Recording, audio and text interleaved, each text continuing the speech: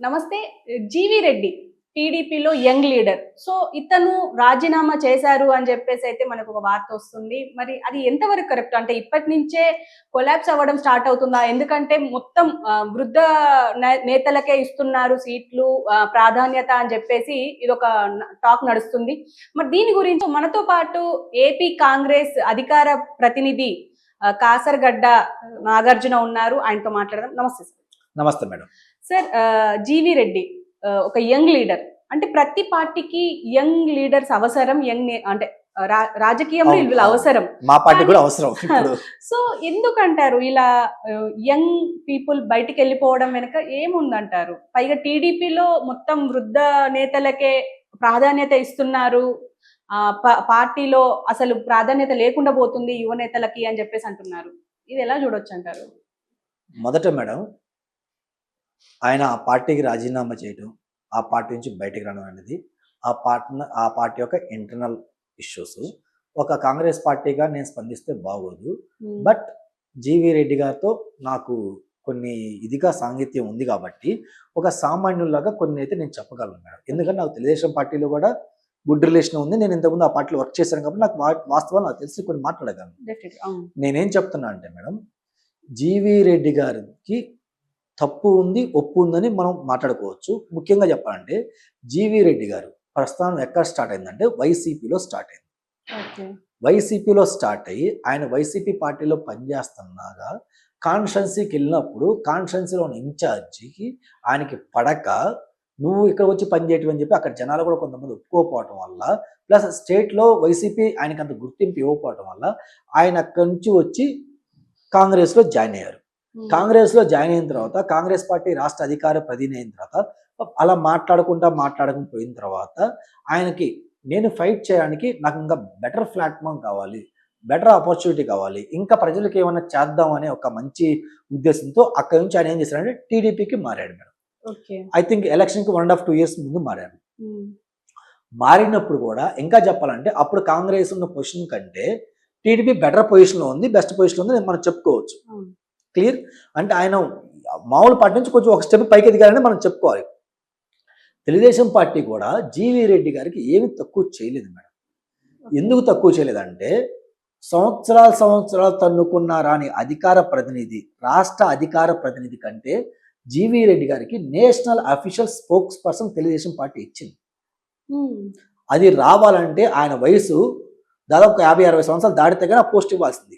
కానీ అంత చిన్న వయసులో యువకుడికి, ఉత్సాహవంతుడికి అతన్ని చూసి ఓకే ఇతనికి ఉందని చెప్పి పార్టీ గుర్తించి ఆయన గుర్తింపు తగ్గ రాంగ్లో పోస్ట్ ఇచ్చింది. ఒక 1 year, 6 months, ఒక 2 years ఇది చేస్తే ఆయన పోస్ట్ ఇవ్వాల, మంచి పోస్టే ఇచ్చింది. బెస్ట్ ఇంకా చెప్పాలంటే చాలా బెస్ట్ పోస్టే ఇచ్చింది. దాంతోపాటు స్ట్రాటజీలో ఒక మెంబర్గా ఆయన ఇన్వాల్వ్ చేసింది. అంటే టీడీపీ మ్యాక్సిమం ఎంత గుర్తింపించాలో అంత గుర్తింపు ఆయనకి ఇచ్చింది. అఫ్కోర్స్ ఆయన కూడా ఆ గుర్తింపు అలాగే కాపాడుకుంటా పార్టీ కోసం ఆ కాలంలో కష్టకాలం ఆయన పార్టీకి ఉండి ఆయన సేవను అందించాడు మేడం. ఇంతవరకు నేను ఒప్పుకున్న తర్వాత తెలుగుదేశం పార్టీ అధికారం రావడానికి జీవి రెడ్డి గారు ఒక్కళ్ళే కారణం అంటే కాదు. జీవి రెడ్డి గారు లాంటి వాళ్ళు ఎంతో మంది కష్టపడితేనే తెలుగుదేశం పార్టీ అధికారంలోకి వచ్చింది. ఆ కష్టపడ్డ వ్యక్తులు 100లో 1000లో ఉంటే అందులో ఒకరు జీవి రెడ్డి. ఎందుకంటే తెలుగుదేశం పార్టీ అధికారం రావడానికి చాలా మంది వాళ్ళ కుటుంబ సభ్యుల్ని కోల్పోయారు, చాలా మంది 100 కేసులు పెట్టించుకున్నారు, చాలా మంది ఆస్తి నష్టం జరిగింది, చాలా మంది డబ్బులు సంపాదించడం ఆపి నాబోటాడో ఇంకోబోటాడో ఆఫీస్ ఉద్యోగాలు కానీ బిజినెస్లు కానీ అన్నీ వదిలేసి మిడిల్ క్లాసులు కూడా పార్టీ కోసం నేను నిలబడాలని వచ్చి ఈ రోజు మేము రోడ్డు మీద ఉన్న వాళ్ళు ఎంతమంది, ఇంకా ఏం చేయాలి, ఈరోజు నేను జాబ్ చేసి ఏజ్ దాటిపోయింది, బిజినెస్ చేసే రిసోర్స్ నాకు లేదు, ఇప్పుడు నా పరిస్థితి ఏందా కుర్రో ముర్రో అని చెప్పిన వాళ్ళు ఎంతమంది ఉన్నారు మేడం. ఇంతమంది ఉన్నా కానీ తెలుగుదేశం పార్టీ ఆయన గుర్తించింది, ఆయనకి నామినేషన్ పోస్ట్ ఇచ్చింది. ఇచ్చేటప్పుడు కూడా మొదటి విడతలో ఆయనకి నామినేషన్ పోస్ట్ ఇవ్వాల. ఎందుకు ఇవ్వలేదంటే ఎమ్మెల్యే రేంజ్ వాళ్ళు చాలా మంది టికెట్ వదిలేసుకున్నారు. వదిలేసుకున్న వాళ్ళకి ఫస్ట్ విడతలో దాదాపు చాలా మంది అకామిడేట్ చేసి ఈయన 2వ దాంట్లో అకామిడేట్ చేసింది. ఈయన కానీ లేదంటే పట్టాభికారి ఇలాంటి వాళ్ళు అకామిడేట్ చేసింది.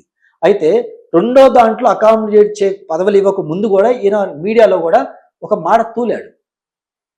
ఏమని తూలాడంటే అక్కడున్న పిఎం ఇప్పుడున్న బాబు గారి పిఏ గురించి కూడా కొంచెం మాట తూలి 2-3 మాటలు కూడా ఇదిగా మాట్లాడాడు. మాట్లాగానే తెలుగుదేశం పార్టీ అధిష్టానం అతన్ని గుర్తించి అతనికి మంచి ద బెస్ట్ కార్పొరేషన్ ప్రోటోకాల్ ఉన్న కార్పొరేషన్ ఇచ్చింది. ఓకే. ఇచ్చినప్పుడు మీరేం చేయాలి? అధికారం లేనప్పుడు అంటే అపోజిషన్లో ఉన్నప్పుడు మీకు ఫైటింగ్ చేసే స్కిల్స్ ఉండాలి, పోరాట పటిమ ఉండాలి. అధికారంకి వచ్చిన తర్వాత సహనం ఉండాలి, డెఫినెట్గా సహనం ఉండాలి. ఎందుకంటే నా బొట్టోడు మీ బొట్టోడు మనం క్వశ్చన్ చేస్తాం. క్వశ్చన్ చేసినప్పుడు మనం విమర్శలు చేసుకున్నప్పుడు విమర్శలు తీసుకునే పెద్దతనం ఆయనకు ఉండాలి. ఆ విమర్శలకి నాగార్జున గారు లేదా హారిక గారు ఇదండి ఇదని చెప్పి ఆన్సర్ ఇచ్చే కూడా పెద్ద మనసు ఆయనకు ఉండాలి. క్లియర్? అదిగాక నువ్వు అధికారంలో ఉన్నప్పుడు మీ ప్రభుత్వం నిర్మించిన ఐఏఎస్ ఐపీఎస్లను కానీ మీ మినిస్టర్ కానీ మీ సీఎంగా ఉన్నారు కదా, మీరేం చేయాలి? ఏమన్నా లొసుకులు కానీ ఏమన్నా తప్పులు ఉన్నప్పుడు నువ్వేం చేయాలి? ఐఏఎస్ ఐపీఎస్ నీ మాట వినకపోతే నువ్వు వెళ్ళి ఏం చేయాలి? నువ్వు వెళ్ళి ఏం చేయాలి? మీ ఐఏఎస్ ఐపీఎస్ మాట వినకపోతే నువ్వు వెళ్ళి ఏం చేయాలి? కన్సర్న్ మినిస్టర్ చెప్పుకో, ముఖ్యమంత్రి గారి అపాయింట్మెంట్ తీసుకొని చెప్పుకో. మీ ఇంటర్నల్ పార్టీలో ఇష్యూస్ 4 గోడల మధ్య మీరు సర్దిపెట్టుకోవాలి తప్పించి నువ్వు వాళ్ళందరూ ఎవరికి చెప్పకుండా నా ఇష్టం, నాకు నచ్చని చేస్తాను, నేను బయటకు వచ్చి ప్రెస్ మీట్లు పెడతానంటే ఎంతో కష్టపడితే కూటమి ప్రభుత్వం వచ్చింది. వాళ్ళు బయటకు వచ్చి ఆ పరువు తీస్తానంటే ఆయన ఎందుకు ఒప్పుకుంటాడు? ఇంకోటి అబ్జర్వ్ చేస్తాం మేడం, మా జగనన్న గవర్నమెంట్లో ఒక మినిస్టర్ ప్రెస్ మీట్ పెట్టాలన్నా తాడేపల్లి ప్యాలెస్ నుంచి పర్మిషన్ ఉండాలి. ఒక మినిస్టర్ పెట్టాలన్నా. కానీ ఈయన కార్పొరేషన్ చైర్మన్, తెలుగుదేశం పార్టీలో ఆ స్వేచ్ఛ నీకు ఉంది కదా, నీకు ఇష్టం వచ్చిన ప్రెస్ మీట్ పెట్టి మాట్లాడుతున్నావు కదా. కానీ ఇలాంటి సున్నితమైన ప్రెస్ మీట్లు పెట్టి మాట్లాడేటప్పుడు మీ ముఖ్యమంత్రి ఈరోజు నేను కానీ ఏమన్నారు? మీ ముఖ్యమంత్రికి పార్టీ మీద గ్రిప్ లేదు, వ్యవస్థల మీద గ్రిప్ లేదు, కార్పొరేషన్ చైర్మన్ మీద గ్రిప్ లేదు. ఆయన పార్టీ నడుపుతూ ఏం కోరుతుంది ఆ బొట్టుడు కూడా అంటే కాంగ్రెస్ పార్టీ కాదు వేరే వైసీపీలో కూడా మేము మాట్లాడను. అలా లూజ్ మాటలు ఇవ్వాల్సిన అవసరం నీకేంటి? నువ్వు అధికారంలో ఉన్నప్పుడు నువ్వు సహనంతో ఉండాలి. నువ్వు చదువుకున్న వాడివి, ఉత్సాహవంతుడివి, నువ్వు క్యారెక్టర్ ఉందంటే ఉంది, నువ్వు గ్రేట్ పర్సన్. నువ్వేం చేయాలి? వాళ్ళు ఎవరైనా నీ మాటలు వినకపోతే నీ తెలివితేటలతో వాళ్ళు దారికి ఎలా తీసుకొచ్చుకోవాలి, అధికారం వచ్చినప్పుడు 10 మందికి నువ్వు సేవ ఎలా చేయాలి, గుర్తింపు ఎలా ఇచ్చుకోవాలి, ఇంకోటి ఎలా చేయాలి, నువ్వు ఇచ్చేయాలి. ఇంత చదువుకున్న నువ్వే పార్టీ నుంచి బయటకు వచ్చినట్టు దానికి అర్థం ఏంటి? తొందరపడతాను ఉండకూడదు. అంటే ఇప్పుడు జీవీ రెడ్డి తొందరపడ్డారు. ముమ్మాడికి జీవీ రెడ్డి గారి తొందరపడతానమే. నా బోటోల్లో నీ బోటోలు ఇంకో బోటో నేను రెచ్చగొడతాను. ఎందుకు? నువ్వు కొంచెం ఏజ్ ఉంది, ఒక ఎమ్మెల్యే మినిస్టర్కి వెళ్ళే స్థాయికి నువ్వు వెళ్తావు, ఇలాగే నువ్వు పని చేసుకుంటా పోతే ఏ రోజు నువ్వు మినిస్టర్ రేంజ్ నువ్వు వెళ్తావని చెప్పి నా బోటోడు మీ బోటోడు 4 పుల్లలు వేస్తారు, 4 మాటలు చెప్తారు, మాయ మాటలు చెబుతారు.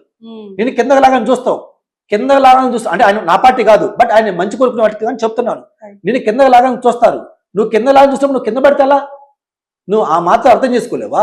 నువ్వు 10 మందికి మంచి చెడు చెప్పడానికి 10 మందికి అనాలిసిస్ చేసే పొజిషన్లో నువ్వు ఉండి ఒక చిన్న వాటికి నువ్వు ఇంత అసహనం పడితే ఏముంది? మీ ముఖ్యమంత్రి గారు పిలిచారు, జీవీ రెడ్డి గారు ఇది అని చెప్పారు, నువ్వు లేస్తారు ఇస్తారని చెప్పుకోవాలి. ఆయన అప్పుడు కోపంగా ఉన్నాడు అనుకో, అసెంబ్లీ జరుగుతుంది, ఎమ్మెల్సీ ఎలక్షన్స్ ఉన్నాయి, వాళ్ళు గవర్నమెంట్ చాలా సమస్యలు, వాళ్ళ ప్రాబ్లమ్స్ ఉన్నాయి. ఇంకో రోజు నువ్వు అపాయింట్మెంట్ తీసుకొని తీరకెళ్ళి ఎక్స్ప్లెయిన్ చేయి, లేదు ప్రూవ్ చేయి, ఇది జరిగింది సరే ప్రూవ్ చేయి. ప్రూవ్ చేయకుండా నేను లేకపోతే టీడీపీ పార్టీ ఎవరున్నా లేకపోతే ఏ పార్టీలు బావు, మా కాంగ్రెస్ ఉద్దండలు పోయారు, కాంగ్రెస్ పార్టీ ఏమైనా పోయిందా మేడం? రణగట్ల టీడీపీ కూడా అంతే కదా. మరి ఇంకా అంతే. మరి బాబు గారు ఎందుకు యాక్సెప్ట్ చేస్తారంటే, యాక్సెప్ట్ చేయకపోతే ఏం చేస్తారు? ప్రతి ఒక్కళ్ళు వచ్చి బెదిరించి బ్లాక్మెయిల్ చేసి మేము పోతాం, మేము ఇది చేస్తాం అంటే ఆయన స్థాయి ఏంది?